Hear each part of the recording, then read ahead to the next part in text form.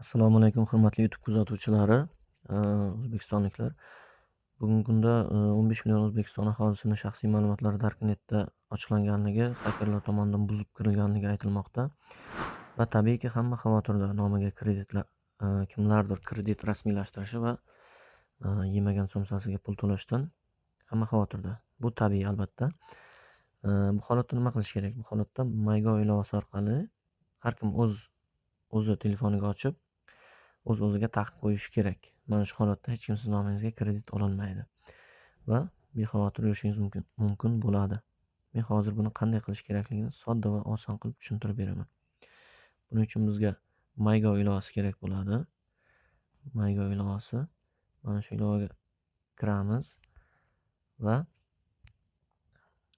bu yerdan asosiy menyu mana shu holatda ochiladi oyna va bu yerda xizmatlar bo'limini tanlaymiz. Xizmatlar. Mana shu xizmatlar bo'limiga bosamiz va bu yerdan qidiramiz. Iqtisodiyot va biznes. Yo'q, bo'lmas. Iqtisodiyot va biznes. Mana shu bo'lim. Iqtisodiyot va biznes adashmayman. Mana shu yerga bosamiz.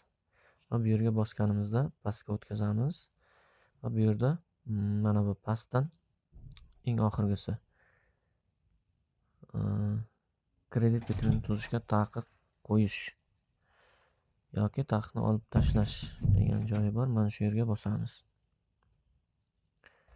Bu yerga bosganimizda mana bu yashil joyga xizmatdan foydalanish degan joyga bosamiz.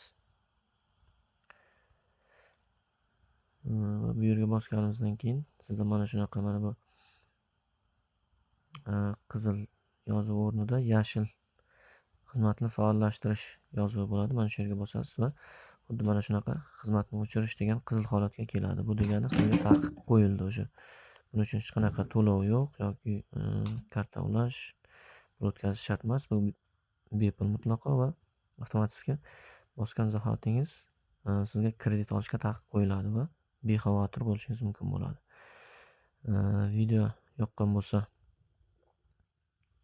like bosing va yaqinlarga ulashib qo'ying.